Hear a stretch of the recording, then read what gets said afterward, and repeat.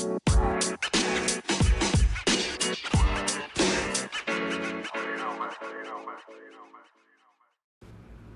right, guys. Welcome back to the podcast. Welcome back to Theory and Theology. We talk a lot about different cultural topics and theories and different, just a lot of different beliefs and things. I don't know. I thought I knew where I was going when I hit record, and now I don't really know. But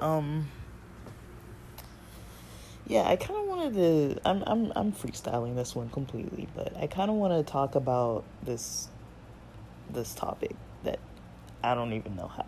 I'm figuring out the phrasing as I go here, because I know, this podcast attracts all kinds of different backgrounds of people. I know I post a lot about religious topics, and then I pretty much am always talking about LGBT related topics,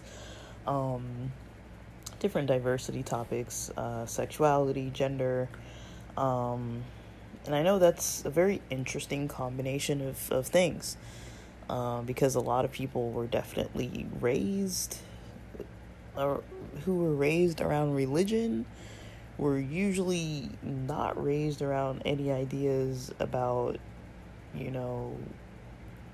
thinking positively about sexuality in general, if not even about LGBT people, or sexual identity or gender identity in general. I'm not saying people are ignorant, but that they're just not taught.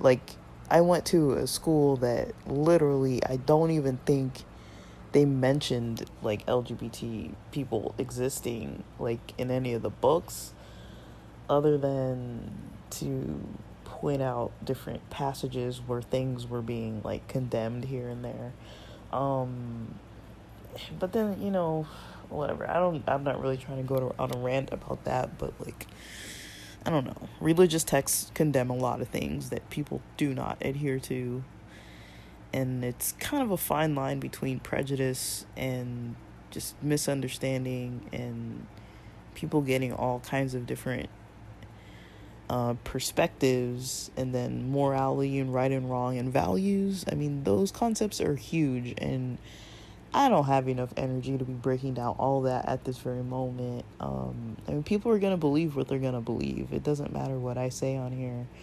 I'm not here to sway people to be hey, you need to like this type of person if you don't already, or if you don't want to, consume content about a certain group of people or by a certain group of people. I mean, I'm not here to try to convince anybody really, but I think it's always good to ask ourselves why, why this and not that, why that and not this,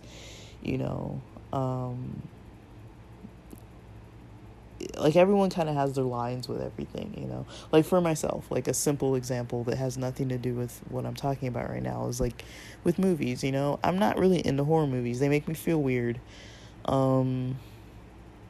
They literally do not feel like something I naturally should be inclined towards. They make me feel nothing about them makes me happy, when I'm watching it. I mean, it doesn't bring me joy. It doesn't bring more pleasure to my life. It doesn't bring more joy to my life. It doesn't relax me in any way. If anything, it makes me more in this hypervigilant state, and it kind of, depending on the themes, I'll get in my head about topics that are just it's just not worth my time and energy. I don't see any value to it in my life, but some people love that stuff. They love horror movies. I just am not one of those people. So even something as simple as that, I understand how, everybody has things that they like or dislike. But I know why I don't like those things, because I definitely value my peace of mind. I value good sleep. I value relaxation. I value feeling like I have control over, when I want to think about something, what I want to think about, how intensely I want my emotions to be impacted by what I'm thinking about. I like to feel like, that's not just like taking hold of me and just like swaying me in whichever direction this energy is going to go. Like, I don't really like having that feeling. So I tend to avoid, horror and, slasher and that kind of stuff. Just because it doesn't make me feel good. Like, I don't find any benefit to it. I don't even find it entertaining. And in the field that I work in, it's like I can kind of see those stories more realistically than more like sheer fiction entertainment. I've talked to a lot of people who have a lot of stories about a lot of stuff, and it's like certain stories remind me about certain real people that I'm not really trying to like be entertained by that, but I get that everybody has a different life, everybody has different jobs, everybody has different exposure and tolerances to different things, and everybody reacts to things differently.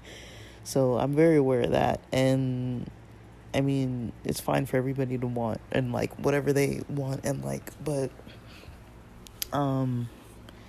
that's my long-winded way of saying that I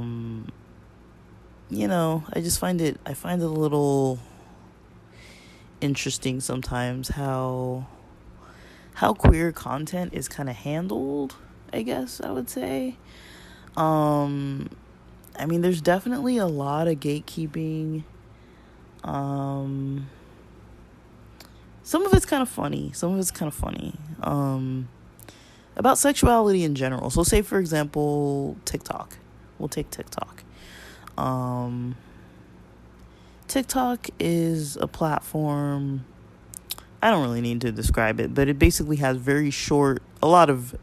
often very short clips, just back to back to back to back to back to back to back. A little similar to Instagram, like maybe similar to like Instagram stories, but just kind of like clips kind of more meant for you to like pay closer attention to, like they actively make you engaged with the content, and then after that video there's another video and there's another video. You can be on there forever just like browsing around, searching stuff. You don't even have to like search for stuff, it can just be shown to you. Like, it's just a weird platform. I'm not knocking it, I'm just saying, like, it's entertaining. I find it entertaining, but I stay a little bit of a distance because their privacy policies are weird, and because it's just a weird platform. Like, I'm just like, I try not to get like into really addictive types of stuff because I don't really like things consuming too much of my energy without my permission. But I don't know. I don't like to get sucked in too much, and I already do with YouTube. I mean, I will watch people eating MREs and stuff for like hours. Like, I don't really care. Same thing, right? But yeah, what I was gonna say is that like on TikTok, they kind of there's a lot of types of content that's not really allowed. And it's very targeted types of stuff, like putting the word like lesbian, for example. There's kind of an ongoing joke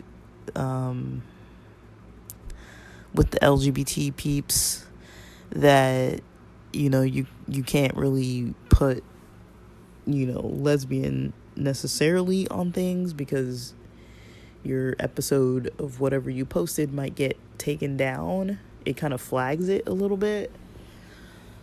And so it's just kind of an interesting thing. Like, it flags it. So people started putting the $sign for the S in lesbian. And then there was this one TikTok, I don't know if it was one, but like, sometimes they have it so that the captions get like read out loud. I don't know what that's called. It just like reads, it's like text to speech or something, and it just reads it out loud. So it'll be like a video clip with like something in the video clip where it's like being read out loud. And it's just kind of interesting because like it said something, and it was reading out when somebody wrote lesbian with the $sign, and they read it out le dollar bean. And so people from that point on kind of started posting things saying le dollar bean, you know. That's a funny one. But then also like on, you know, on TikTok, you can't really say, well, on a lot of social media, people can't really say if they're like a sex worker or if they're you know, like any kind of like a dancer, stripper, that kind of thing. So they would call themselves accountants, things like that. You know, there's a lot of gatekeeping around like sexuality in general. And then I was thinking of something else too about, so YouTube, don't get me started with YouTube. Like YouTube, basically, like queer content on YouTube is like almost always demonetized. It's almost always flagged for, you know, inappropriate for a younger age. I'm not saying children, you know, but like it's almost always flagged as like some inappropriate thing, right? And it's like, you know, where do you draw the line? It's like they're keeping their clothes on, they're having respectable conversations with one another. They just happen to be gay people talking about gay topics, you know. I mean, straight people can talk about whatever topics they want to say. There was this guy, I was listening to his YouTube channel the other day, because there was a lot of buzz. Let me see if I can find this dude's name. I almost can't even believe that I'm even like bringing him up, but you know, I'm not trying to be completely like without opinions here, but you know, I watch all kinds of stuff. I give it a chance. I'm not like trying to like push my mind to the limit of like going past, like I have my own values and beliefs and stuff too, of stuff that for me, I just think I shouldn't necessarily consume certain stuff. Like I mentioned, like what do you call it? Dude, what did I just mention? Like horror movies and stuff, like horror content. I'm just not really into that. But dude, I can't find this guy's name. Okay, there it is. Andrew Tate. Interesting dude. He wasn't talking about LGBT topics as far as I know. He was on Full Send podcast. He was being interviewed by these three dudes, and this Andrew Tate guy has these beliefs and views. Just the delivery is a little like, people call him like misogynistic, and you know, people throw around a lot of terminology and words about things. And I was kind of listening to him talk and kind of his views about females, and like, you know, there's a lot of ego there. I'll just put it that way. Like, that's the way I see it. He kind of can't seem to really put himself in a vulnerable position. That's kind of my overall take on him. If you watch his content and take it from that perspective of kind of why he says the stuff he says, I think that's why he likes to be in like a power role, and he believes that power doesn't involve vulnerability at all, and it involves, you know, being very protective of your control, I guess, your ability to control others. That's kind of, I don't know, I can't even like necessarily recommend that, because it's so far from kind of like how I think. But I was kind of wondering why he was kind of saying stuff the way he was, and it kind of just hit me. Those are some of the themes that I kind of noticed coming up, where I was kind of like, like that kind of makes more sense. because it is another route to take socially. But then, yeah, people are going to call you all kinds of stuff.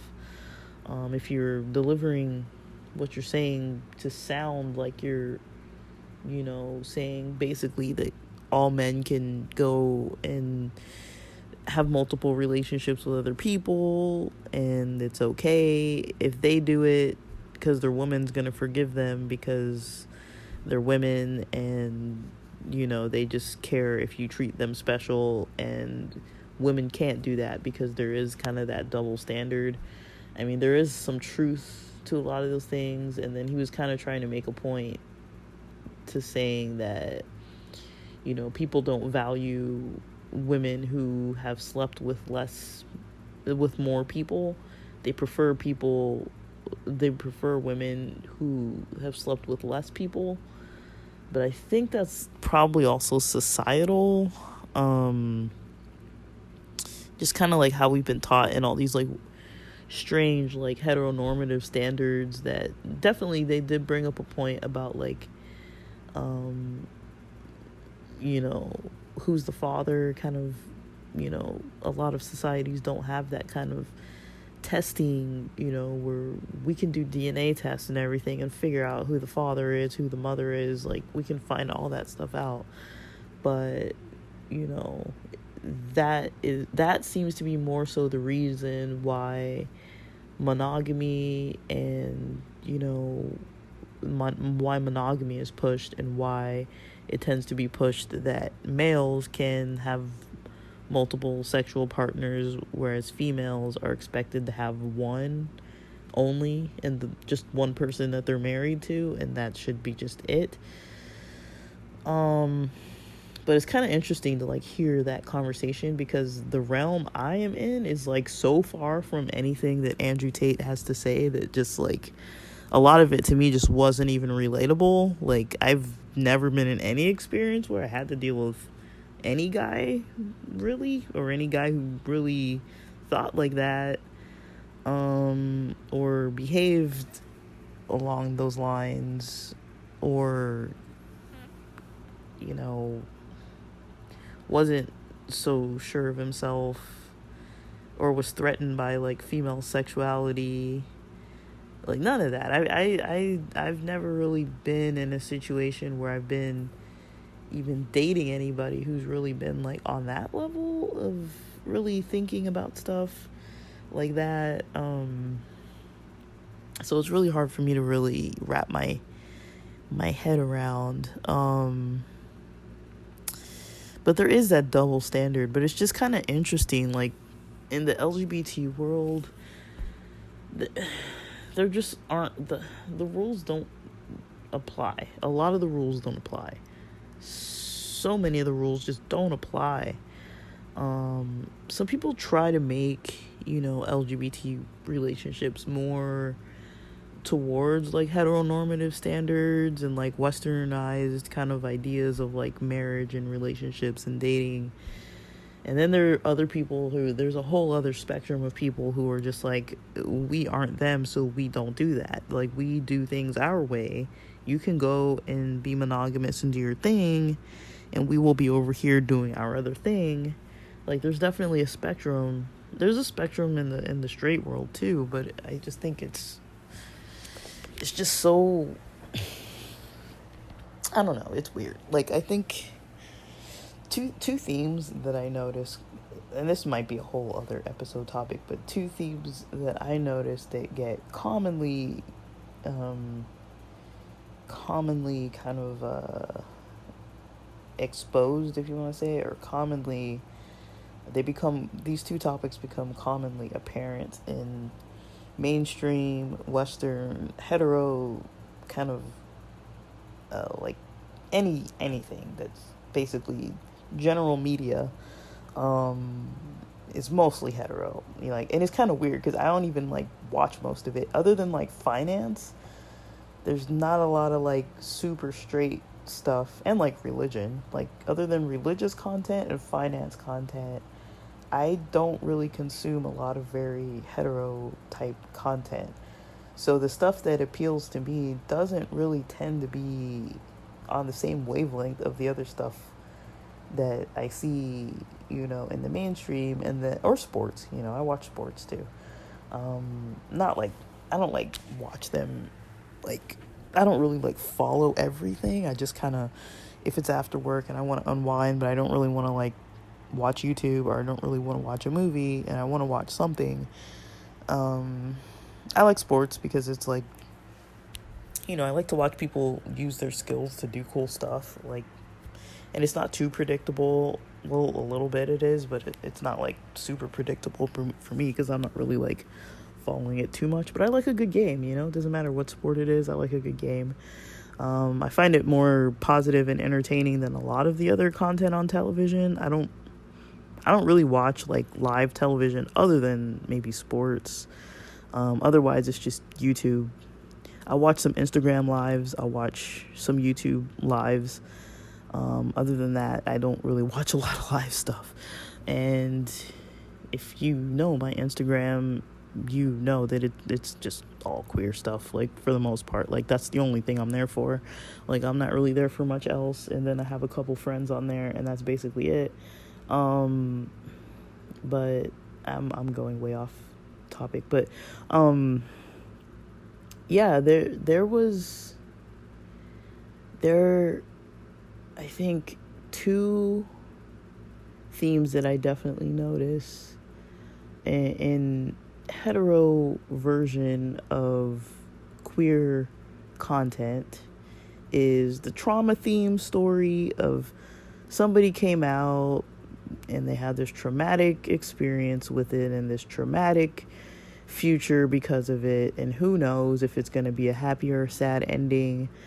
There's that theme. And then there's the other theme of the over-sexualization of LGBTQ plus people, where it's just like all just straight up everybody's having sex with everybody.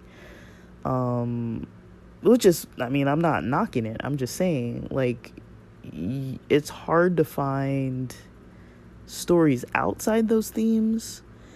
I mean, there's this series named Betty. It's a short series about these like skater girls. They're not all queer, but some of them are. Really cool. It's like a Gen Z kind of population. It's pretty dope. I recommend it. I mean, that's not the same as like the L Word or Queer as Folk. Just like, those are like cult classics, just like, dude, need I say more? Like, if you haven't watched it, I mean, you'll figure it out. If you watch it, you'll know what I'm talking about. But it's like, those were written, I think, by gay people, and definitely in different eras. But yeah, those are some topics that you definitely see. And I find it problematic, in all honesty, because there's this message that's like, okay, this is the way I see the message being portrayed overall, is queer people have no voice. You can't even hardly write the word lesbian without your stuff getting taken down. And a lot of queer people these days, between millennials and Gen Z, are very well equipped to talk about our own lives, from our own stories, from our own perspectives, more so than people who are just, following like a theme and they don't really know what they're writing about and promoting that theme. I'll give another example for maybe if that's kind of hard to maybe hear. We all know that, for Black people or Asian people or Latino people, they're always portrayed in the media overall in a certain light, not always, but overall in a certain light. You don't have a lot of shows about like Black geeky people, a little bit so, but you have usually the version that's like what they call kind of like the version of the black person that doesn't scare the white people, and then the version of the black person that's a complete like just like harsh person that's kind of got this thug personality, kind of like usually like connected to a gang, usually from, you know, a lot of different kind of harsh environments, poverty and things like that, and prison and all these kinds of themes. You don't usually get anything too in between that. Every race is kind of treated weird. And then, so yeah, for sexuality, they do that. For gender, with gender, it's a little, there's not really a lot of representation, in all honesty. I mean, that's why I don't consume that stuff. Like, my life is a lot more diverse than what I see in mainstream media, which kind of bothers me, honestly. Like, it's kind of weird, because when I walk around the city and when I interact with people and the places I go and the people I see, I mean, I'm not doing anything like so like outlandishly like different from any other person. Like, lately I've kind of been a homebody, but you know, naturally, you know, I'll go to clubs, I'll go to bars, specific ones. I don't really do the like clubs with the dress code thing. I'm not going to be wearing a dress anywhere, so that's out of the question. I don't really go to places where, you know, there's really these weird there's always these weird kind of like things where it's like you just can't come in because they haven't thought of a rule for you yet with your type of person. I found it funny at work that for years I was working at this job where, you know, it wasn't like a formal dress code. People could wear anything from, you know, fitted jeans to like non-graphic tees, just like t-shirts, just like nice t-shirts, polos, button downs, you know, collared shirts, you know, shirts with a tie, a suit, dress, skirt, you know, slacks.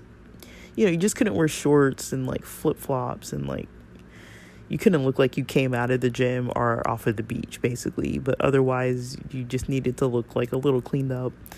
And that varied, you know. And it was kind of funny once when we had this day where they were like, women need to wear like skirts or whatever, and like guys need to wear like a tie and a jacket. And like we never had a dress code ever. And I think I was out like when they made this announcement or something. And so the day I came back, I think they were reminding people that this was supposed to be happening like tomorrow. And it was kind of like said in passing. It wasn't like a formal thing. And, you know, I kind of just ignored it and came to work however the heck I wanted the next day. And it wasn't a problem, but it was just kind of like people don't know what to say to me because I don't really dress in a way that they can tell me what to wear without it being some weird thing. Like, they can't tell me, you know, you have to wear pantyhose. Like, okay, like, even if I'm wearing them, you're not going to notice because I'm probably going to have on some jeans or something. And, you know, if I have to wear jeans, it's already a bad day. But, like, at work, I have to wear, like, I would have to wear long pants at work. So I usually wore chinos or fitted jeans. I had all colors of fitted jeans or chinos. And I had this one pair of like kind of baggier jeans. I mean, I could get away with wearing just about whatever. Like, I wasn't really there to, you know, impress people by my clothing. And I think the clients appreciated it too. Like, they were just kind of like, finally somebody who like looks like I had quite a few clients that were just like, they knew what was up. And it's like, your clothing style says a lot about you. And it's like, I'm the only one who's walking around here as a female dressed like this. Like, you know what's up. Like, I'm just like putting the flag out there. Like, I'm not even like, you know, like, you don't have to say anything. But I always had like great client care. Like, I wasn't there for like a fashion show. But I had my own style for sure, and I came more into my own style because I was allowed to, and I kind of found the style that was more, a little slightly more dressed up. But it wasn't formal at all, but it was nice. To me it was nice, like chinos and button ups and like sneakers and stuff. Like I had some nice sneakers, and it was like, people liked it. Like it wasn't like nobody ever really said anything to me. Well, yeah, they did, but it wasn't like bad. I didn't get any like negative comments. Just people didn't know what to do. But I don't understand, I just never understood why there were always like so many weird rules that don't fit everybody.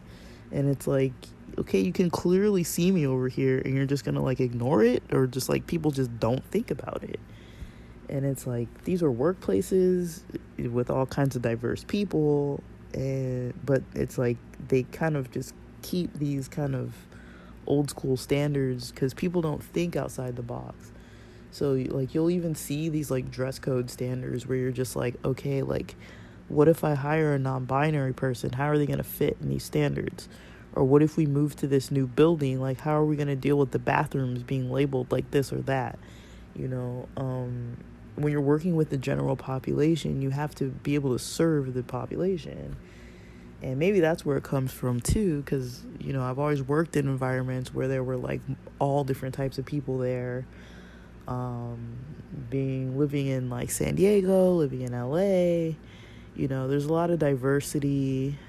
I definitely value diversity, and sexual diversity and gender diversity. I value diversity, and I think it's always kind of good to think outside the box. Like it doesn't have to be so much to a point where like there's no opinions and no labels and no lines and no nothing. Like, but at the end of the day, like, I believe that we all just are like spiritual beings, and that's all there really is to it. We're not really whatever your body is or whatever clothing you're wearing on it. Like that really doesn't matter. It's just something we kind of have to do because we live on this earth. Like we have to kind of like have identities and stuff, but it's like at the end of the day, everybody's just who they are. We're all on some kind of a spectrum in different areas of our lives anyways, but I do find it interesting that there's this weird, strange combination of,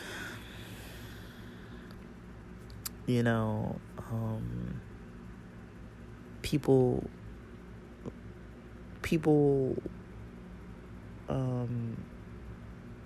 gatekeeping who can post what and what is considered okay. It's like people aren't going to be able to learn about different cultures of people if those people aren't allowed to tell their own life perspective. And a lot of people, I think, who are so caught up in like how bad they think things are, I think it's because they're not able to hear or see the perspectives of LGBT people, because the perspective they get is always from the hetero perspective that has, it's always this like cis hetero perspective that just has no real bearing on actual reality that makes sense. Like, yeah, there's always going to be something realistic in a show or a movie or whatever. There's always going to be something realistic, and there are always going to be some like generalizations in there and stuff too. But it's like sometimes you like listen or read the stories or like watch them and stuff, and you're just like, what is this? Like, I don't know, like I've seen these stories about people's dating lives, and I'm like, my dating life has never looked like anything like that. Like there's like nothing relatable in a lot of it. There are a lot of people coming out with a lot more queer content. I definitely watch a lot of it. But it's just strange because it's like, the people in charge of these algorithms and deleting stuff and banning people and putting, strikes on people's pages and stuff is just like, I mean, the stuff that they're putting strikes on and banning and stuff isn't necessarily like bad. Like, if a cis straight person said the same thing, they wouldn't get banned for saying or doing that. So it's just kind of interesting that the standards aren't equal. LGBT people don't have much of a voice too often. And if they do have a voice and it's a strong voice and it's very accurate and honest, they tend to get banned. I think where people usually get banned is because it's usually flagged for not being suitable for a certain age range. But you see that often with queer content, that it's banned because of an age restriction thing. And then that can turn into the whole channel being banned for an age, not just certain videos or certain episodes being banned for age restriction, but the whole channel, where it's like, there are queer kids out there that need that information because their cis straight parents don't really know how to tell them, and whoever else they're connected to in their social circles might know nothing. Like, I think about people in the middle of random countries and in the middle of some like random, states and cities, or not even cities, like little towns and stuff, where it's like they don't even have like any exposure to like people at all different types of people at all. I think that there is value in having communities that are like that are very like homogenous, but at the same time I think it's like I don't know. I would always encourage people to have their eyes opened, firsthand experience. That's just what I think works best. Get into an environment different from your own. I've been in the country in places where it's like I'm the only person that's kind of like me anywhere within eyeshot, and I'm very aware of like that I am who I am. It's like, you're definitely way darker than everybody, or you're definitely giving off these queer vibes, like, and I don't try to hide any of it, really. Like, not usually. There have been like maybe a couple times where I was like, this isn't the place for this, because I might get killed, and I know that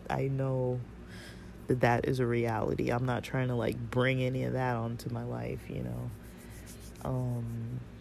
but I try to be educated about certain areas. Like, I'm not there to be like disrespectful to people, like,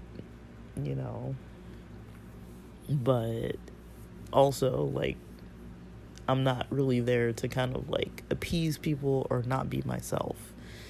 So that's always a fine line.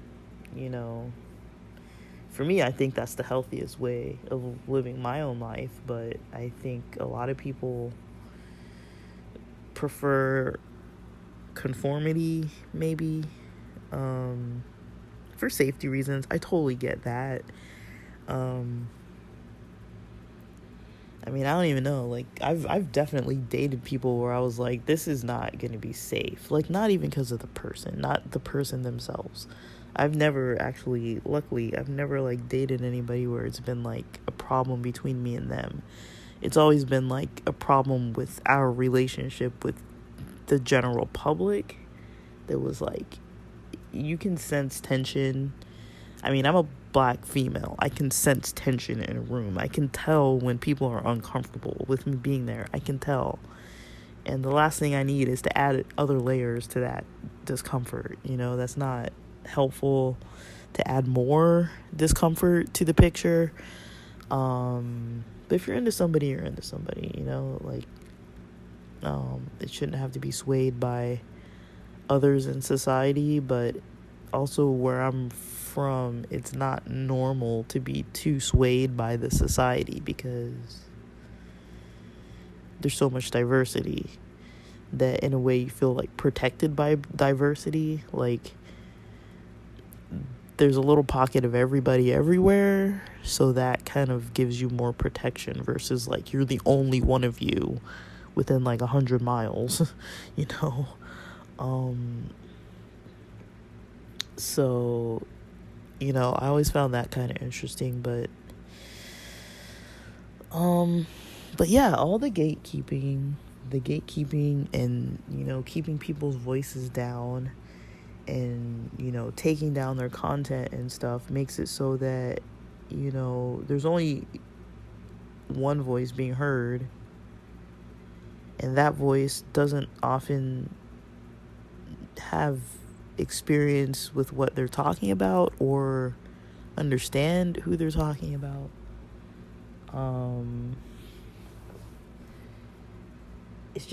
It's just weird to me. It's just real weird. And I can tell, like, it's one thing to write a story that you're like, this is the type of story that appeals, right? Because you can't really write a story that's not gonna appeal. Just for art's sake. And just for the purity of, you know, just explaining like a more authentic process. I get that, you know, like I record these episodes and I know what people want to listen to, and I also know what I want to record, and sometimes that doesn't align. This topic right here isn't the kind of topic that people really are wanting, you know. It's not really the ideal topic to be posting, but it's kind of where my head is right now, and I don't really want to post something that's not on my mind, because I'm just like going out of my way to just like post something just for you know, traffic, and that, you know, sometimes isn't as important. I mean, there are a lot of people that are LGBT people out there that are actually interested in content about religion, or other types of, you know, cultures and things like that. You know, it's very common for LGBT people to be like very knowledgeable and aware of different cultures, because, you know, being a minority culture already, you know, you're usually surrounded with other types of people, and so you kind of get familiar with like learning about different types of people, people that aren't always like you. Like, you don't usually have the luxury of having so many people that are like you around, and even if you do, you might not even know it, because not everybody's like an open book. Not everybody's like safe to be open with all of their life. Not everybody is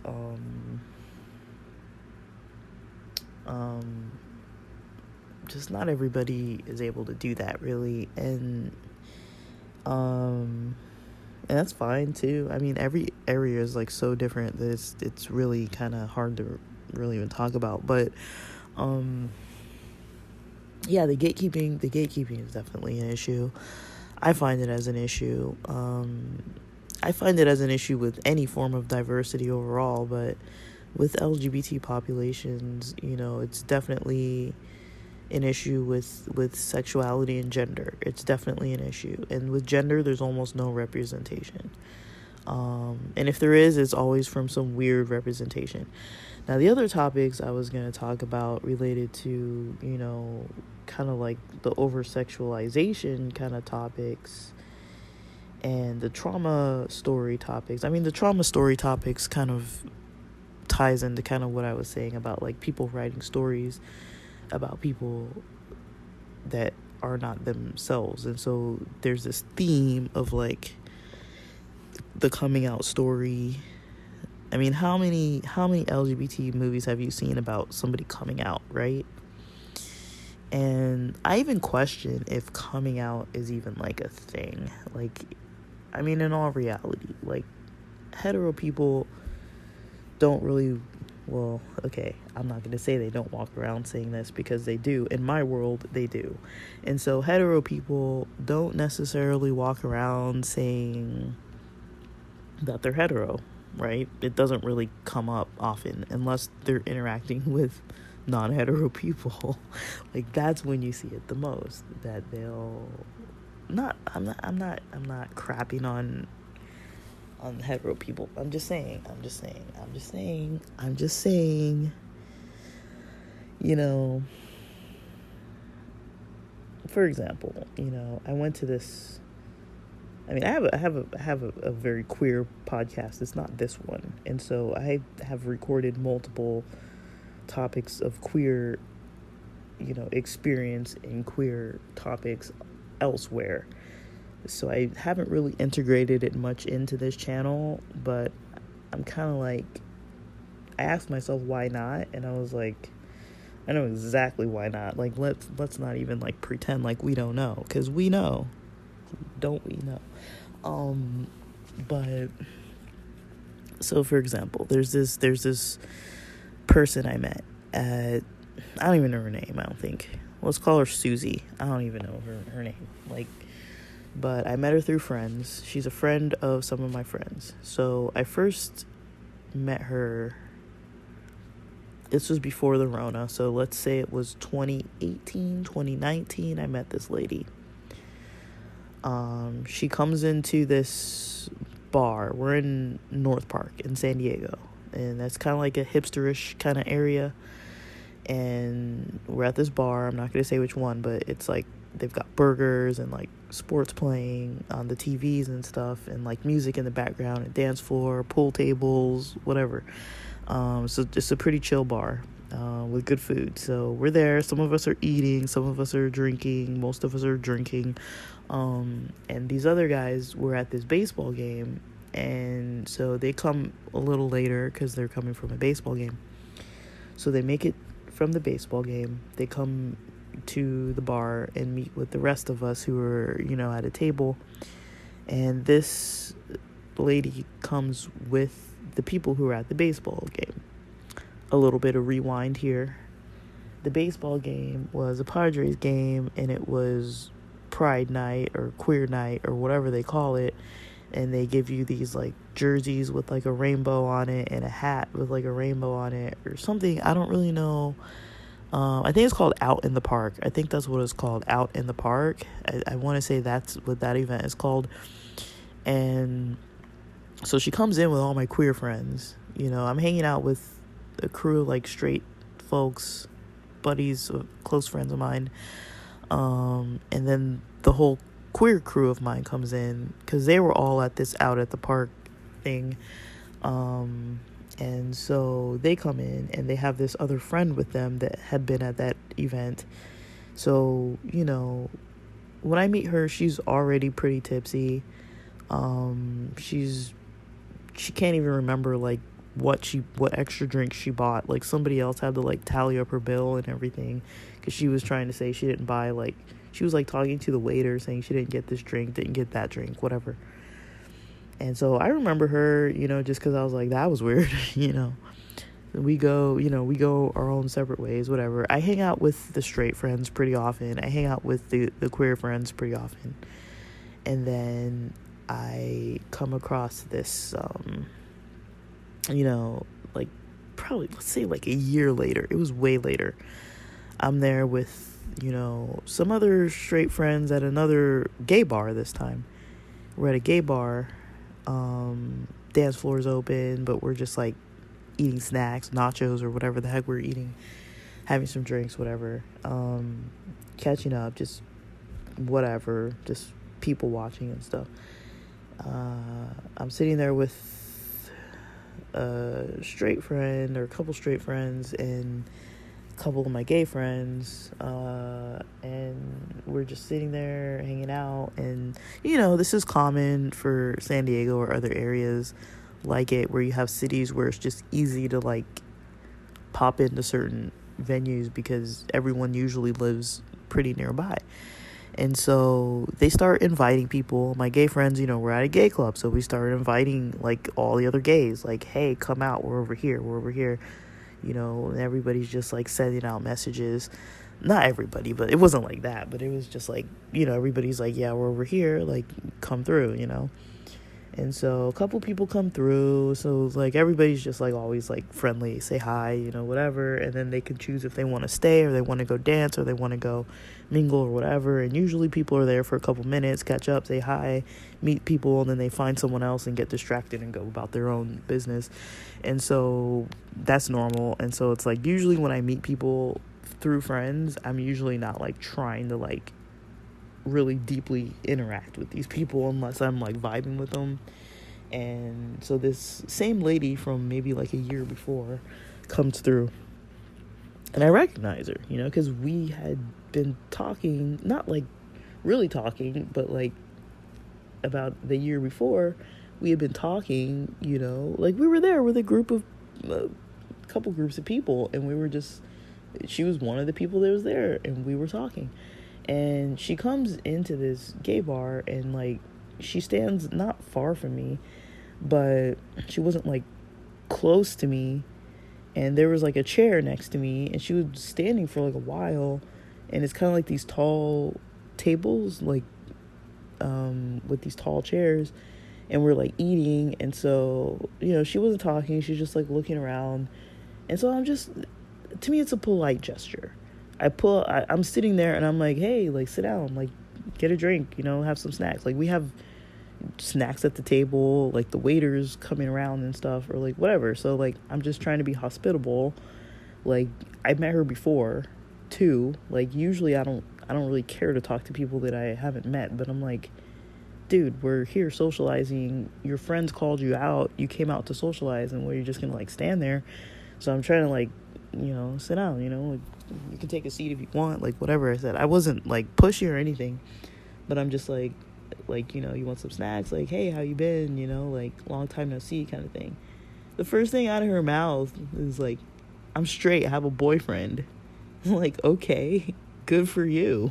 Like I think I might have actually said okay, congratulations or something like that, but I'm like I don't know what she thought was happening. I mean, it doesn't matter who she was. If she's a friend of my friend, if you come into the crew and you haven't been there already, I'm probably going to be friendly to you. That's just how I am, But I don't know. I was a little offended by that, I'm going to admit, because I'm like, I kind of see what's happening here, that you like assume I'm hitting on you. I don't really hit on people like that, I'm way more subtle than that, and I'm not really trying to pick up people at this place. Like, her, of all people, like, I already, when I met her, she was kind of in a sloppy mode, and then I met her again, and I'm like, okay, now you're being, like, a little weird. But, she makes that comment, and then I make kind of the comment that I make, and then I could kind of tell, like, this is awkward, and so I just left it, like, I wasn't really, like, but I kind of, like, thought about it, and I'm just like, I mean, how often does the reverse really happen, it's like, I don't know, I can't imagine being somewhere and a guy just comes up to try to, like, talk to me, and I would have any reason to have to tell him that I'm not, a straight person, other than if he was asking me out, like, literally, then I would probably not even say no for that reason. Like, I'd probably still say yes, and I'd probably just be like, well, I usually date women. That's probably what I would say. Like, unless I really wasn't interested or it really was obnoxious. Like, and that's the only thing. I mean, it's a date. Like, who cares, Like, it doesn't mean you're marrying the person the next day. Like, whatever. I don't really see it as, like, a big deal. But, like, I don't understand. Like, I'm just kind of like, what on earth? Like, where does that even, like, come from? Which is, it just is weird. It's just weird. That somebody, that's not an appropriate reaction. Like, think of it in another way, if I wasn't a non-straight woman, and then, if it was just like and I don't even know, I never told her that I was gay or anything. Like, I'm like, okay, but if I was a straight woman and she just came in there, and I asked her to sit next to me, and she's just like, I'm straight, I have a boyfriend. I mean, there's no scenario where that's like a normal kind of like introduction at all, there's like no scenario, like, I'm not putting my arm around you, I'm just like inviting you to sit at the table where there's other friends of yours there, but your other friends are a little too tipsy to really kind of like be inviting, and I'm just like, yo, like, take a seat because I recognize you and you're a friend of my friends. That's literally all that was. But I don't really know, like, there's nothing I could have done differently. I treat people the way I'm gonna treat them. I'm fine with the way I treated her. I feel like I would have felt bad, actually, if I would have been, like, not inviting, and I would have been like, dang, I probably would have thought about it after, and I would have been like, I probably should have been a little less cautious and a little more inviting, but whatever. But yeah, it's just kind of weird. There's just, like, these weird, like, kind of nuanced things that it's like you kind of experience them as a non-straight person, and then others might not even notice what they're doing or what they're saying. But every minority group experiences those things. I'm not saying that it's like, not normal. It is normal, but it's just weird. It's weird. Sometimes I appreciate how kind of funny it is. It's a little humorous. Like, I thought that was something that was, like, looking back, it's kind of funny, because it is kind of a strange reaction for someone to have. But I get it. Like, you're in a gay bar and you're not gay, and so you maybe just feel the need to tell people that you're not gay, which is fine. But it's like, if only you knew me. It's like, you would know that this is not what's happening. Like, that's kind of all I was thinking. But yeah, that kind of thing is weird. Like, the weird comments is kind of weird. And then, yeah, the over-sexualization is real weird. I mean, it's just kind of weird, to be always just, like, people so interested in your sex life. Like, I don't really care if it's, like, friends, like, people who I actually talk to.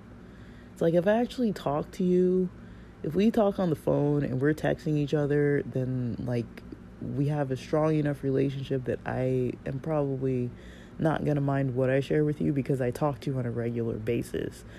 Like, if I don't talk to you, then there's certain stuff that you probably shouldn't be asking, and certain stuff that I'm probably not going to be sharing, and that, there should be some form of boundaries, at least some form of respect around certain things. And there is kind of a double standard about that.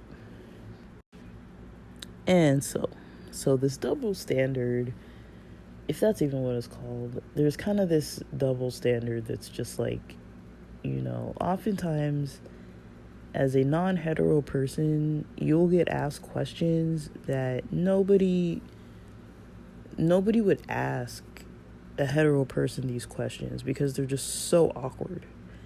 It's just like the weirdest kind of introductory conversations that you'll ever have with somebody, so I don't mind sharing about this kind of stuff, but, like, it's just kind of interesting. So for example,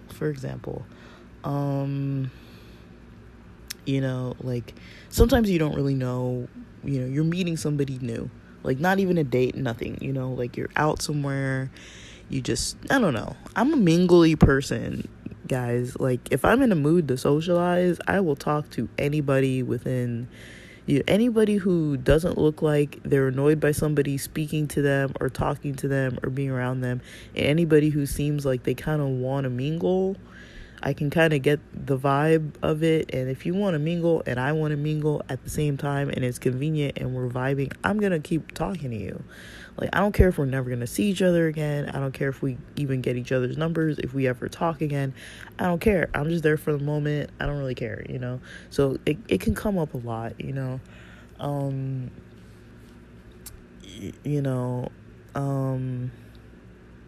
So, for example, it's not out of the norm when you're in non-gay spaces. I don't know. It's just kind of, I don't know. This is just a weird thing. Because I find gay spaces to be very social spaces. Like, people talk to everybody. Like, everybody's, like, out on the patio just chatting up everybody. Like, it's not even, like, necessarily in a sexual way. Like, I can't tell you how many times I've gone out, onto the patio just to, like, do something simple, like check a voicemail or whatever, just to get a little bit away from the noise. And then I end up out there talking to all kinds of people, and then I'm like, oh shoot, my friends are inside, like I need to go back, like, in there. I get, like, involved in some, like, random conversation with some dudes or whatever. Like, I don't even know what we're talking about half the time, but, like, sometimes it's really fun, and sometimes it's really funny, and sometimes it's just, like, hilarious. But I'm used to those environments, right, where it's just, like, it's a pretty safe space. People are just there to mingle and have a good time. And if you find somebody, you find somebody, and if you don't, you don't. But it's usually just a good time anyways. Music's always good. Drinks are always good. Food's always good. You can vape a little bit. Like, it's a good time, Like, I'm not usually there to complain about stuff. But sometimes you go into other spaces, or... I mean, I don't want to just, like, blame hetero people for stuff, but for me, that's usually when stuff comes up. Like, I don't think I've met, like, maybe 2 queer people in my life that I met at the same time that kind of asked me a little bit about, like, if I was on dating apps, like certain dating apps, or, kind of like what my gender identity was, like my pronouns. But to me, this is like normal conversation, and they were queer people anyways, actually, so I don't even want to, like, it was just, yeah, I've only had one other conversation with, like, queer people that was kind of like, kind of more outward, but it's just kind of a weird thing that people feel like they can, like, ask you all kinds of weird stuff if they don't even know you, and it's like, it's really strange. Like, for example, if there's a hetero couple and they're together, cis guy, cis woman, they're chilling, and you start talking to them, and they tell you, they've been lifelong partners, but they're not married.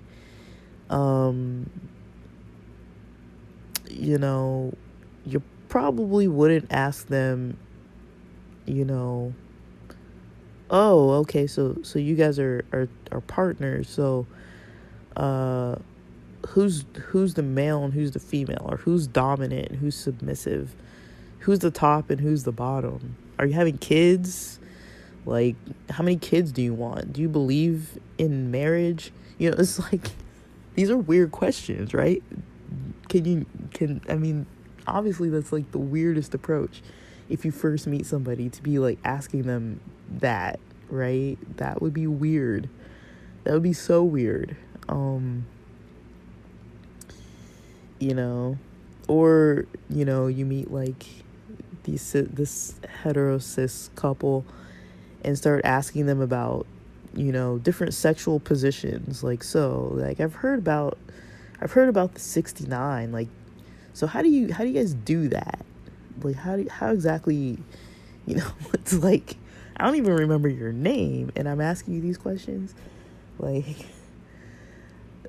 or just, like, take the cis hetero couple again, and if somebody comes up and asks one of them, like, so, like, you seem like you're a little effeminate, so are you gonna get, like, a sex change if somebody says that to a cis hetero guy? Like, are you gonna get a sex change, or are you gonna get, like, an operation? Like, or maybe if the cis, straight female's wearing, like, a tie, and you start asking her if she's gonna get, like, a breast reduction or something, and it's like what? like if you think about it, it's like, these questions are just really, like, outrageous.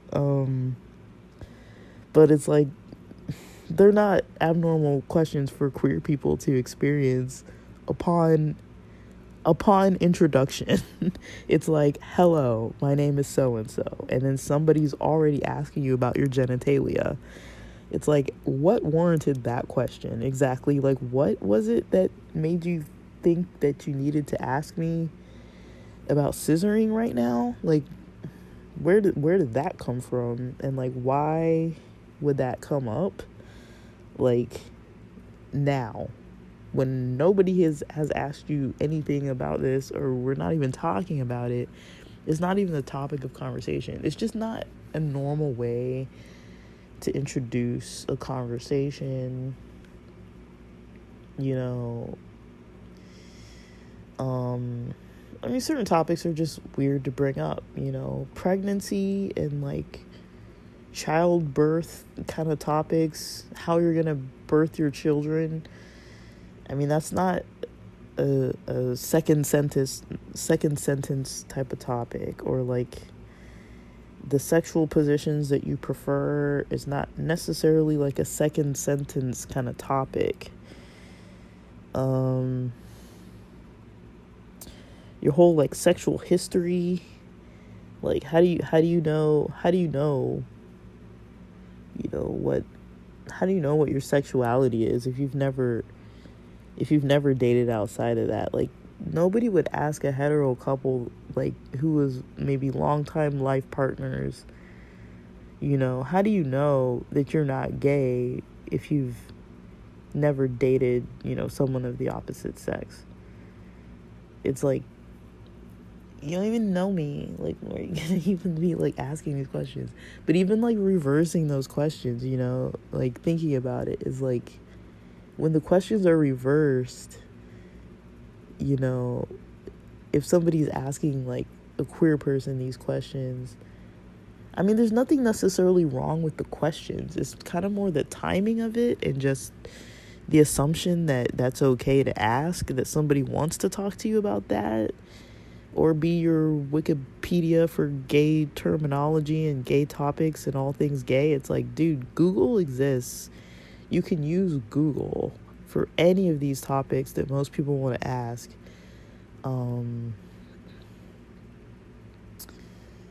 Like, I once had a friend, and this person was a friend, but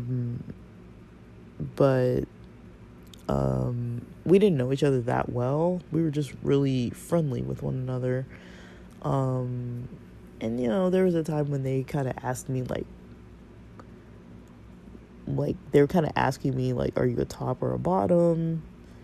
And I was kind of trying to explain, like, that doesn't really exist. Like, it's not really, like, I don't even know how to explain it to people who don't really know. But it's like, there's certain, like, I guess preconceived ideas that people kind of know about, just stereotypes about stuff, and then they want to ask about them. And part of me appreciates, you know, the questions that are just like, okay, like, you really want to talk about this. But then also it's like, if I ask that person the same question, they don't really find it appropriate, you know? So it's kind of weird. It's kind of weird to be like, people treating you like a freak show, or like a walking gay Google or something. It's like, I would say encyclopedia, but nobody really uses those, I don't think, anymore. But I mean, maybe they do, but it seems like you might do better by searching stuff on the internet. But I'm just saying, people do use encyclopedias. I don't know. I'm like laughing because I don't even know if it's true. I don't know. I mean, we might have encyclopedias in our garage. I don't know. Like, that's a scary thought. But I mean, we definitely have like radiology, like, journal articles from the 90s, so I wouldn't doubt, or the 80s even, so I wouldn't doubt that we have like encyclopedias in there somewhere. But yeah, by letter. I don't know if we have all the letters. But alright, I'll stop. I'm in a kind of a joking mood, but it's just, I don't know, it kind of cracks me up. I hope I'm not sounding like bitter. I'm just actually trying not to laugh at a lot of stuff because it's just kind of funny, especially when you reverse kind of the norms with how the questions are asked.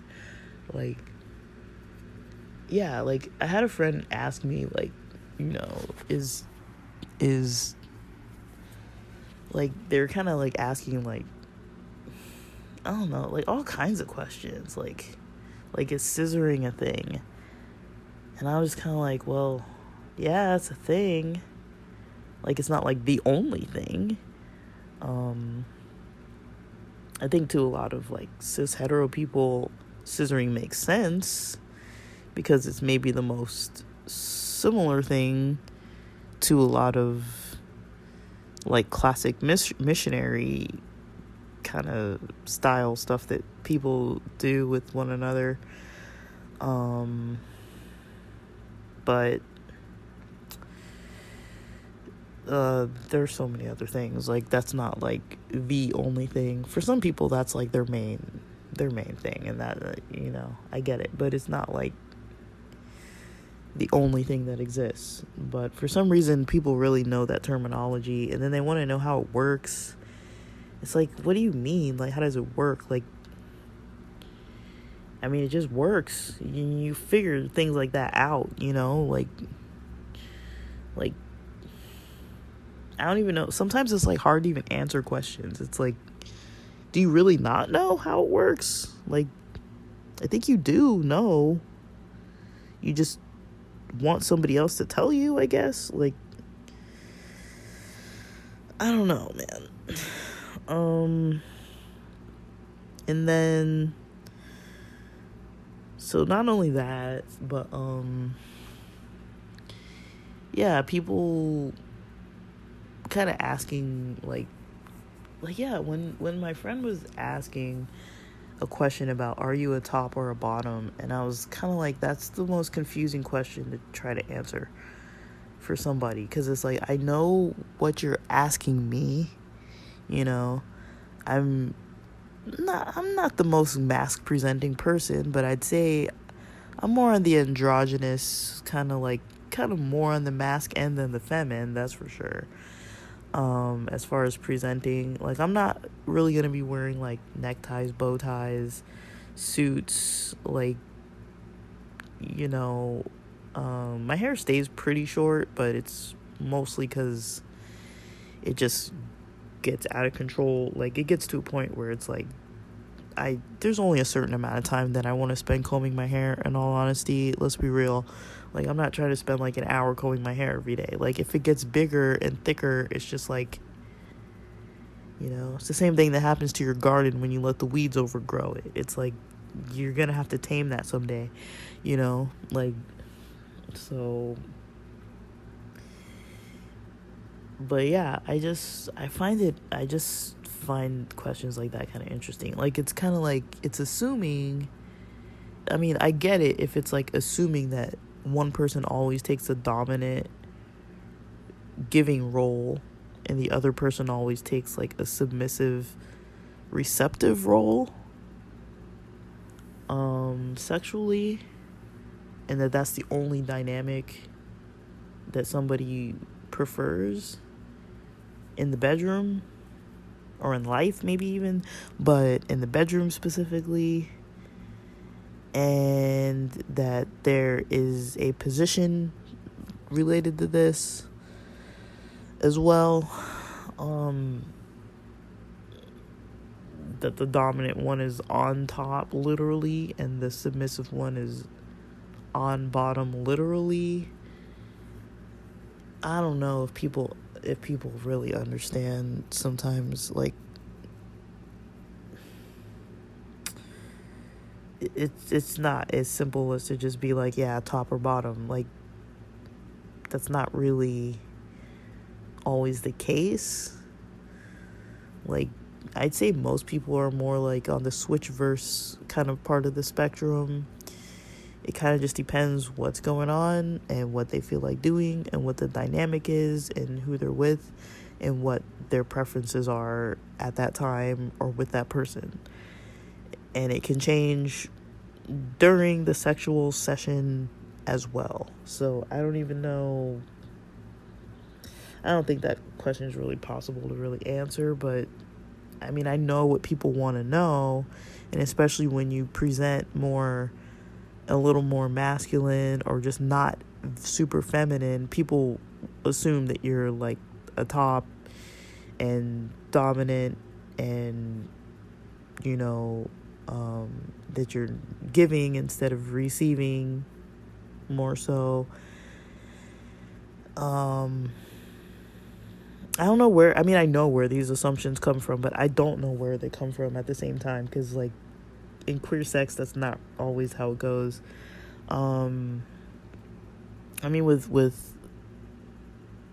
gay guys, there can be a little more of a top and bottom culture, and it usually is referred to as topping or bottoming. So also going by like the heteronormative standard, and then like the majority gay male population that's more represented, I get it how people will ask other people of other gender identities or sexual identities if they're a top or a bottom. I get it, but it's also like, I think people don't understand lesbian sex in the first place.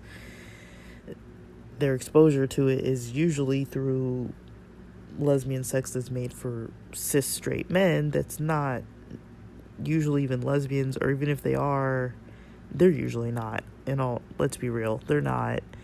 I mean, you can tell just by the way they are. Like, it's not, it's, I don't even know. Like, I've seen it. It's not, that's not where it is. There's plenty of lesbian pornographic material for people to consume that is not made by cis straight guys, or isn't made for them. There's a lot of it. There's a whole lot of it, actually. But it's not publicized too much. I mean, they're usually like women-owned businesses. They're usually owned by gender, sexual, and ethnic minorities. So a lot of the content you just don't see, in all honesty. It's not gonna like pop up on the radar anywhere. There's plenty of it. I don't even know if I can mention it on here. But I can't. I'll think about it. I'll see. If I can, you'll find it in the description. I need to read some more of the rules on this platform, because this app posts to multiple platforms, and so it gets confusing, real confusing, about what you can post and what's going to get deleted or flagged. And I'm so sick of it, guys. I'm so sick of it. I'm so sick of my content getting deleted because I said something, or usually said something that somebody did not like. And I don't think I'm like saying like raunchy weird stuff at all. Like, the stuff that I present on here is pretty much how I present on other podcasts, elsewhere. I was gonna, otherwhere. But yeah, it's just a lot of good food for thought, I've been angry about stuff before, but I'm kind of not at the moment. Like, I kind of get it. Like, I think things through, and after a while, I'm like, a lot of it makes sense, but it's hard for me to think from like another person's perspective that I'm not. It's like, I've been in that world, so I get it, but at the same time, it's like, I wasn't necessarily sexualized in that world, so it doesn't really fit with a lot of my scope of how things go. I never was like experiencing like too much like of a straight dating scene and then like transferred into a gay one. It was just there was never a straight dating scene necessarily. Like, I'm not saying I've never dated guys. I've never dated straight guys. I don't think I could necessarily, unless they really like gay clubs and gay bars a lot, which usually they don't want to go to them as much as I would. Like, I've dated bi guys. I've never really dated, I've dated trans guys. I've dated non-binary people. I just, I don't think I've ever dated a cis straight guy. Usually we kind of have a mutual understanding that we're not going to be dating one another anyways. Like, I think that's usually how that goes. Like, they usually know what I'm interested in, and they usually don't see me being interested in them, and they usually aren't that interested in me either. So I'm not really, I'm trying to think about it, because I'm thinking about, like, I'm trying to think about if,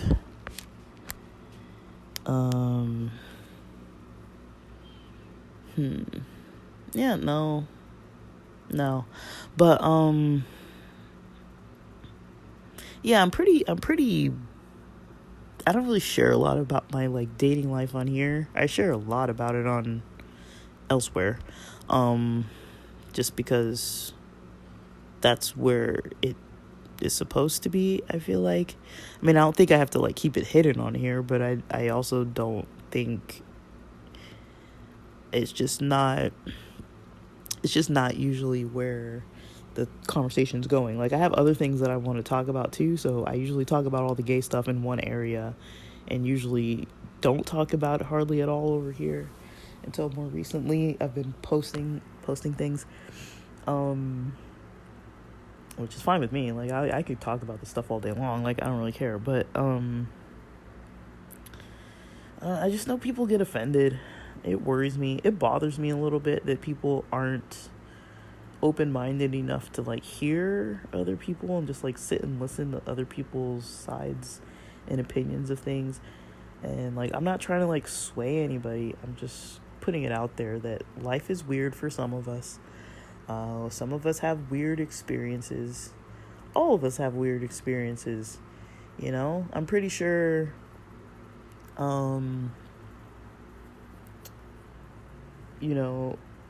if I identify differently as far as my gender, as far as my ethnicity, as far as my race, as far as my sexuality, different from how I am as I actually am now, then life would still be different in other ways. And so I can only really, explain my own personal experience.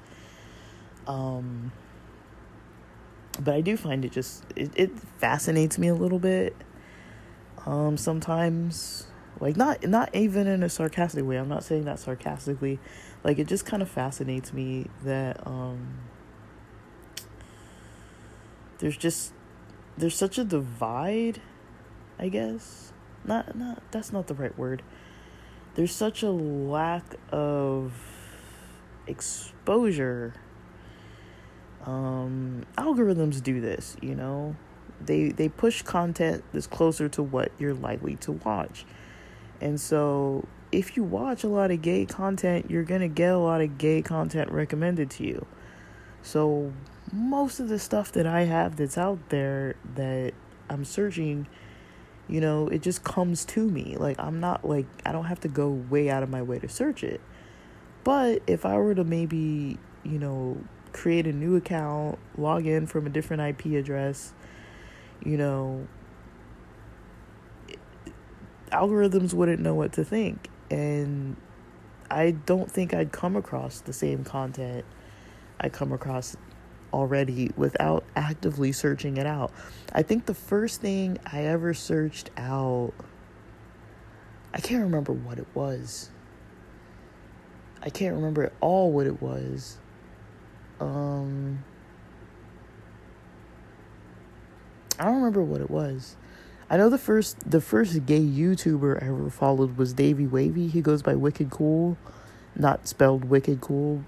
It's spelled some weird way, like with Y's and W's and K's and in weird places. Like, it's, but Davey Wavy. If you look him up, he's a gay cis white male. I think he's originally from Toronto. I think he might live in LA now if he didn't move somewhere else. Everyone moved to LA, so he was part of that great migration to LA of YouTubers. But he was the first YouTuber I was watching. Now he owns an adult male entertainment brand called Himeros. It's cool, very sex positive. Dude, I am down with the sex positive content and with the non-shaming related sexuality content. Like, that to me is like some of the healthiest stuff I've ever seen, like, in all honesty. Like,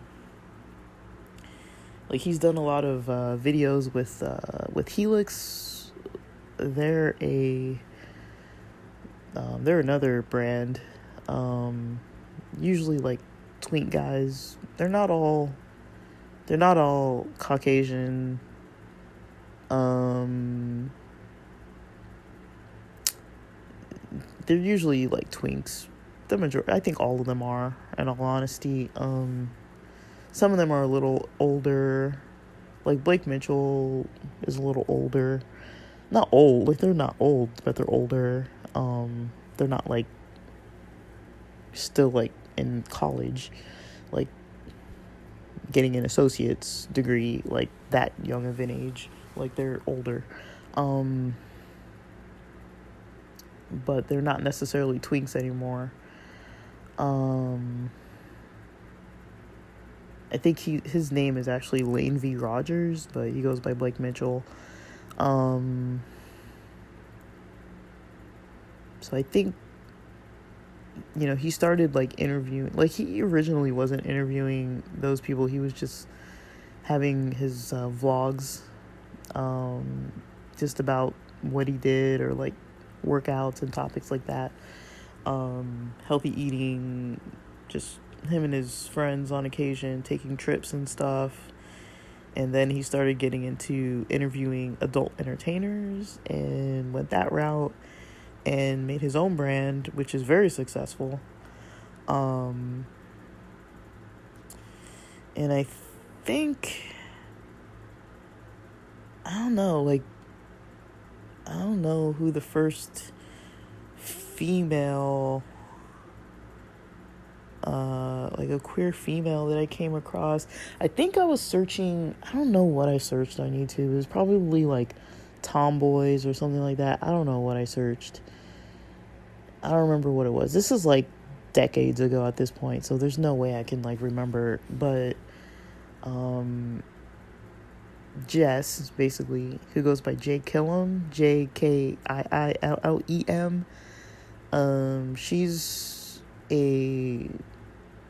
I don't think she's a California native. I think she's from Jersey, and then came on over to LA like all the rest of people. Lived in Long Beach a bit, lived in I don't think she lives in the Valley. I think she lived in WeHo or Hollywood for a second. I don't really know where she's at in LA. Everyone's moving so much right now, I can't even keep up with where the YouTubers live anymore, but at a certain point they were all kind of in LA. All the ones I followed were like all in LA.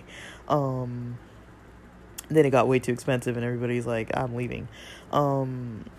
Plus they already got very well established, but the community is not that big. Like, it is big, but like the gay YouTube community is all very WeHo based, very LA based.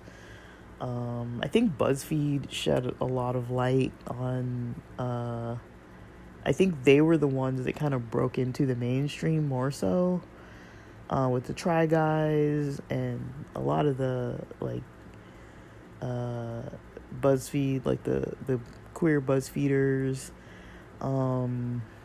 They were the first like mainstream company that I saw online. They kind of had gay YouTubers creating content I mean, I saw a lot of them at Prides. I saw Eugene at. I took a cool photo with him. I think it was like LA Pride 2019 or 2018 or something. And then I saw, I think it was Jen and I can't remember their names, but there's this one, I think non-binary, BuzzFeed YouTuber who's like queer, more femme presenting, kind of larger lady with like a light skinned black person that usually has like a shaved head or like really close cropped hair. Sometimes wears dresses, sometimes doesn't. Yeah, and Jen is like, I think half Italian and half I can't recall if she's half Japanese or not. She's half Asian and half Italian, but I can't remember if she's half Japanese. I want to say she is, but I can't recall. But I actually don't remember Jen's pronouns now, because she changed her pronouns, and I think goes by a different name. Keith is an ally if I ever saw one. A lot of those BuzzFeeders are. There are quite a few others of them that I don't really remember. And then there's also like Stevie Bobby. She is more of like a sex educator to some extent, at least was to some extent. A lot of positive queer content. She was one of I think she has more connections with the celesbians of LA, lesbian celebrity types like Whitney Mixter and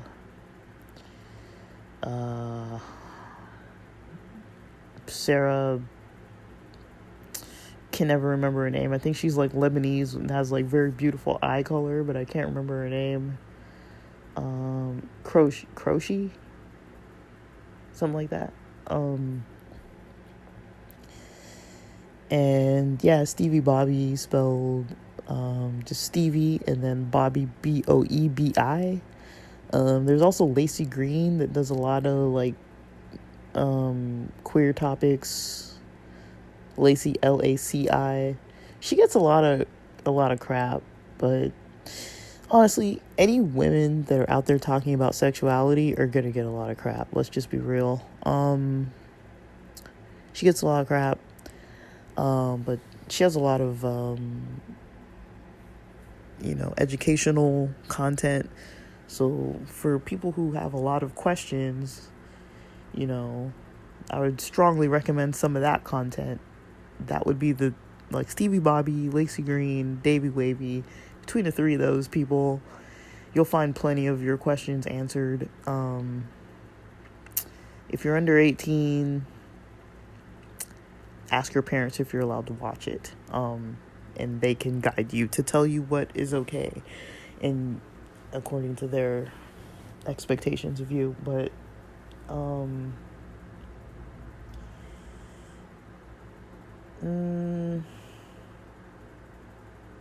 I'm really tired. I'm like falling asleep, but I'm not done recording this yet. I can't sleep, so I'm recording this. I'm trying to think of other helpful YouTube names. Ash Hardell. Ash Hardell's like a classic. So Ash has this partner. I can't remember the partner's new name. Non-binary, trans. Both of them were born females. You can see their whole journeys on the internet. They're younger. They're like a younger crowd. They're millennials though, I think. I don't think they're Gen Z, but they're millennials, but on the younger end of that spectrum. And then let me see who else. Um, hmm. There's, so let me see. Oh, so definitely some of my faves. Jade Fox. Definitely a shout out goes to Jade Fox, man.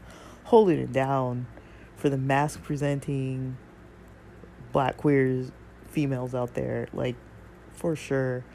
Ari Fitz. I'm not sure the gender identity at the moment. Goes by Arrows now. Not by Ari Fitz. But Jade Fox used to make a lot of content with Arrows. I think Heart. What was her channel called? Before, her name is Heart, but her channel was like something about queer something, like not the same as Hannah Hart, but Hannah Hart is also a queer white YouTuber.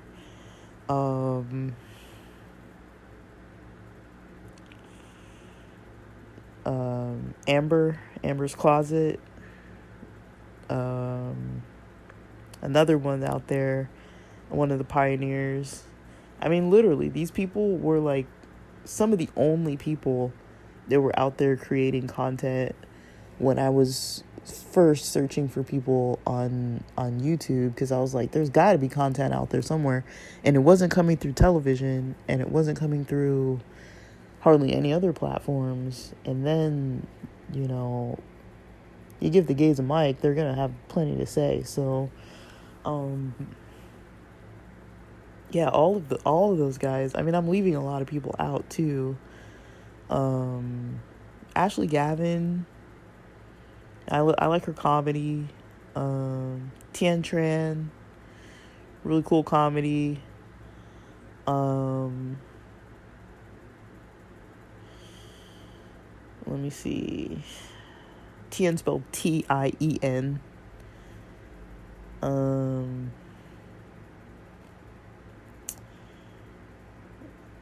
Yeah, Tien Tran is an Asian lesbian YouTuber, not YouTuber necessarily, actually comedian, but does like appear on a lot of podcasts, and does a lot of interviews and things.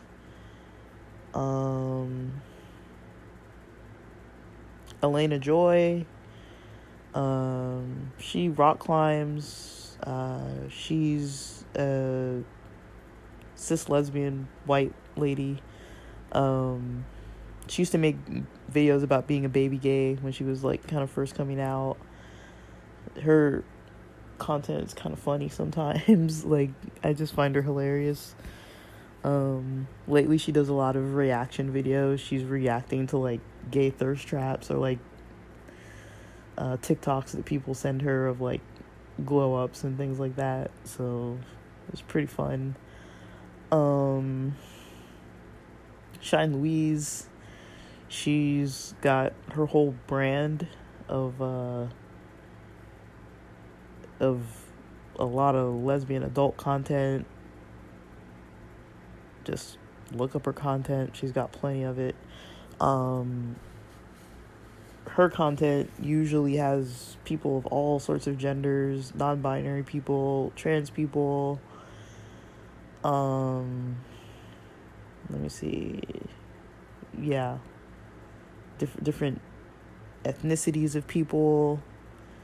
Different sizes of people, like people who are of large size weights, people who are maybe thinner, just all sorts of diversity there. I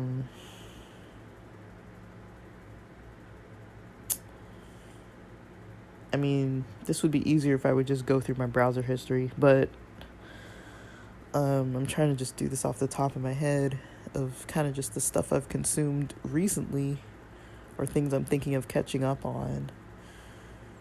And yeah, these guys, they all hustle, man. They've all made their own brands for themselves. They've all got their own platforms. Definitely, a lot of them have trouble with monetizing their content because, sexual identity or gender identity related topics just get demonetized. That's just how it is. And then you throw a little racial differences in there. I mean, they don't really get the best of brand deals. It's just, these guys hustle, like, for real, for real.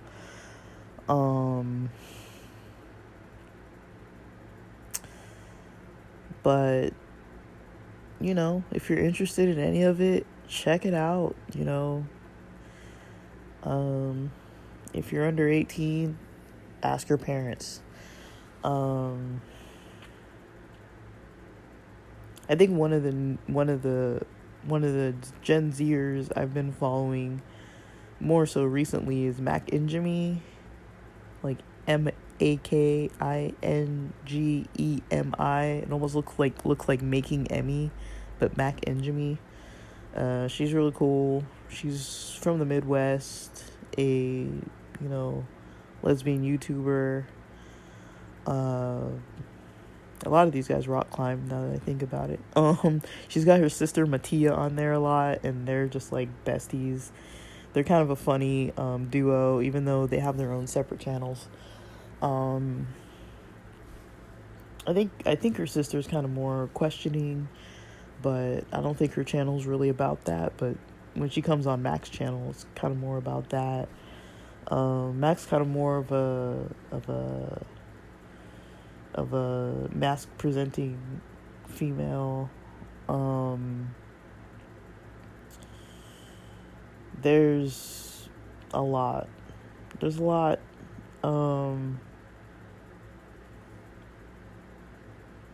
That's just kind of like a handful. I mean, they're all out there. They're out there, they're proud, they're, young, I mean, I'm really proud of the generation I come from and the one that's kind of like after us, just how we've kind of used social media as our own voice to be able to kind of say things and represent ourselves. It's like, yeah, we have no representation, so we're going to make it. We're going to make our own representation. We'll represent ourselves all over the internet.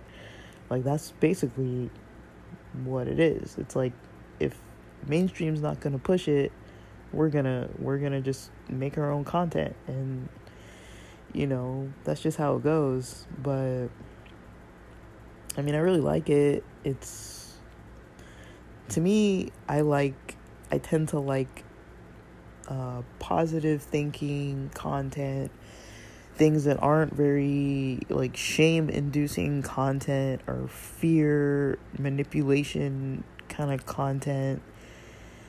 I really try to stay a bit away from people who try to have like that controlling attitude about like who people are condemning to hell or who people are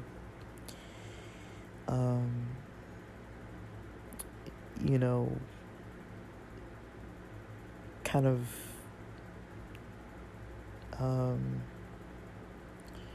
canceling, I guess you would say. Like, definitely the representation is out there, but it's not so much in the mainstream.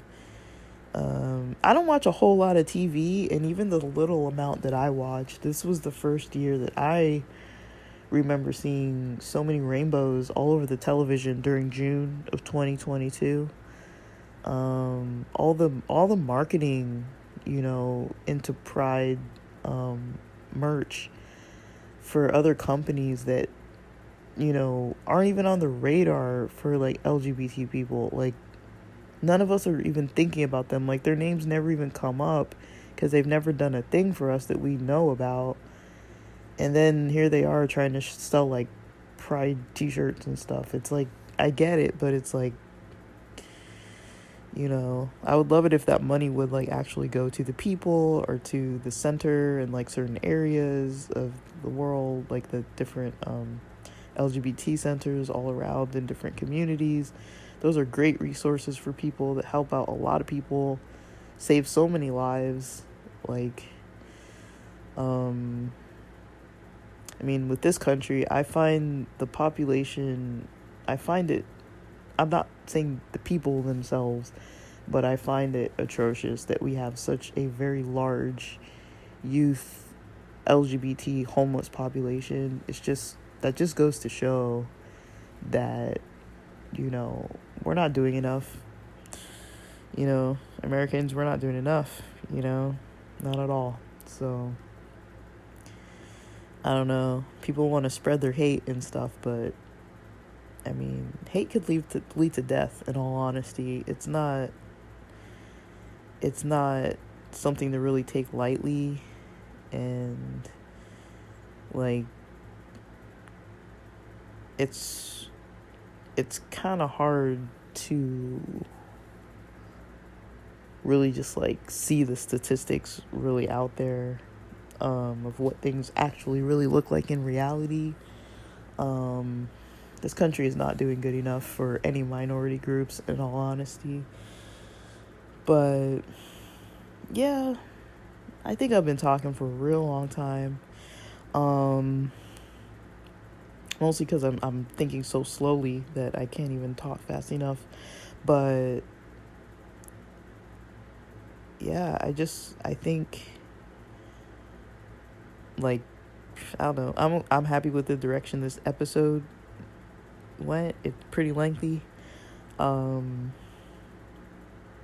than the couple scenarios that I gave of my own life, I honestly am lucky to know so many people that are allies and that are just chill people, chill bosses, you know, directors, supervisors. Not all.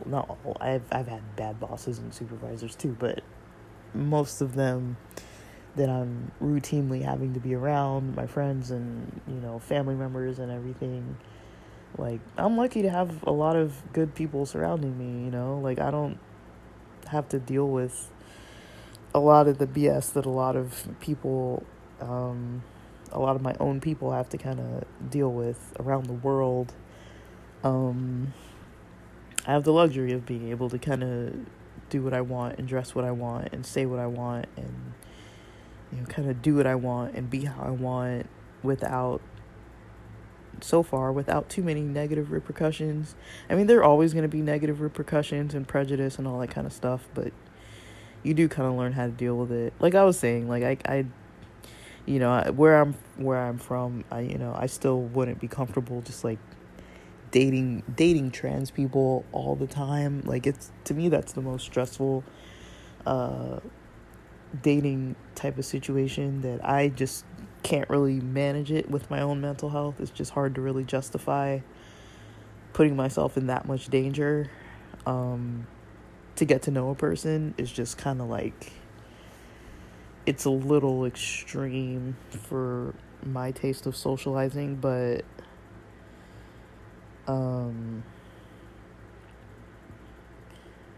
that is definitely something that I wish wasn't a reality, but it is a reality, in all honesty. Like, I've really got nothing against trans people, nothing like that, but it's just, you know, society. You know, if you can't comfortably walk to your car with somebody or to their car with them without noticing if somebody's following you or somebody yelling things from across the street or somebody refusing to serve you, or, you know, kids running around snickering and laughing, or people literally whispering in a booth behind you things that you can like hear them actually saying, it's like, dude, we're just like here at a Denny's trying to chill, you know? Like, it shouldn't have to be like that stressful, you know, of a situation for two people to just like hang out with each other. you know, like,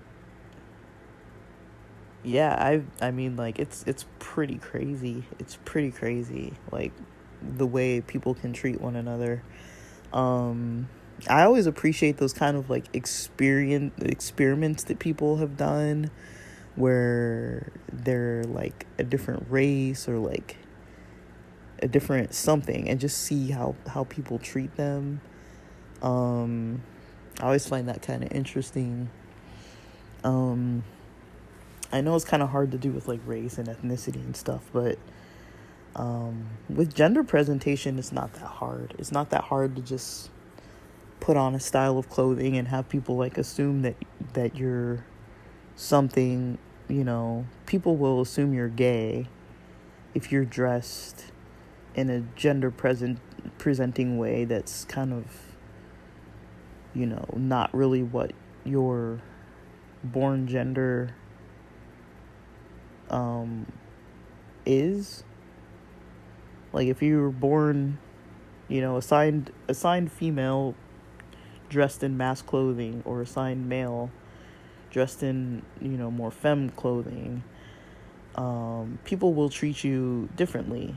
They'll ask you all kinds of questions, assuming you're gay. If you wear rainbows, people will assume you're gay. I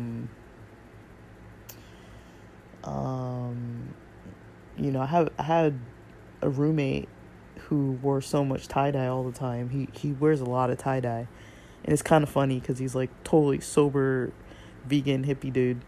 So many people think that he's gay and that he's a complete stoner, and that's just completely opposite. He's not gay and he's not a stoner at all. So it's just kind of a funny kind of thing. But it's like, because it's not, the tie-dye doesn't make him seem gay, but it's like sometimes the colors are like rainbow colors, I guess. And because he wears enough of them, like, he has enough of them that have like more like a rainbow theme to them. And so people just kind of assume stuff. But that's always interesting. If you ever really want to know what it's like, to walk around as like an openly gay person, just kind of switch up your clothing style a little bit, if depending how you already dress. But yeah, that'll give you a little bit of an idea, just how you present, just like with gender stereotypes. That right there will give you at least a little bit of a window. Strap a couple rainbows onto your bags and stuff, and just see kind of how people look at you and react. And if you're a cis straight person, you might not always like it. You might like it. It's hard to really tell. I mean, the experiences aren't always going to be bad, and even the ones I explained, they're not always bad. There's just a lot of like, people don't know how to act around you. And so I see that and I take it as like, okay, this person doesn't know how to react around me because they're not used to this scenario. And so they're, they just act how they're going to act.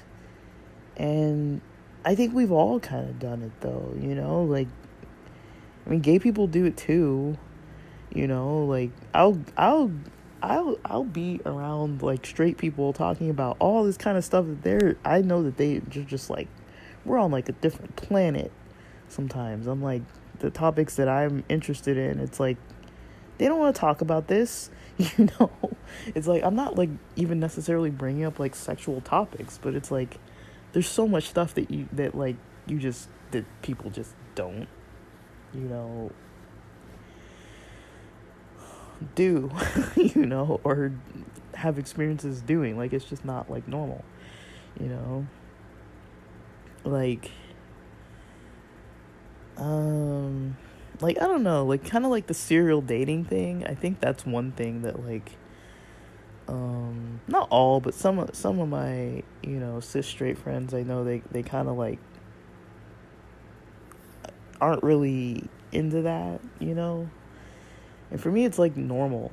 And it's, I mean, the way that it kind of becomes normal though is because, kind of like gay culture is a little different from straight culture on some ends.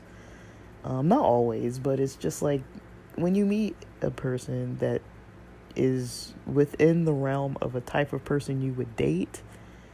So if they happen to also date other non-straight people and they're a non-straight person and you're a non-straight person and you would date a person that's like them, there's already a little bit of a potential there if there's somewhat of an attraction there.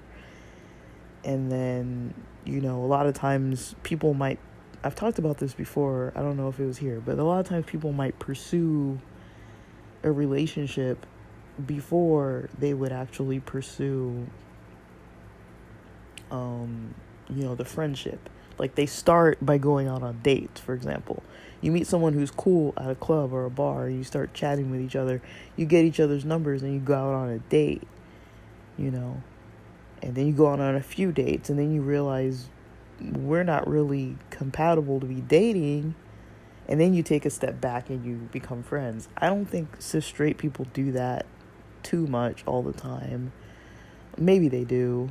I don't really see them do it though. I don't really see a lot of my straight friends going out on dates and then they're like, "Oh, you're cool. We'll just be homies, and then we're going to hang out for like years and years on end." I haven't really seen that yet. Where that is like a very normal dynamic between male and cis male and female people. I don't really see them do that too much. Usually it's like they're either dating or they're not usually friends. I don't see a lot of,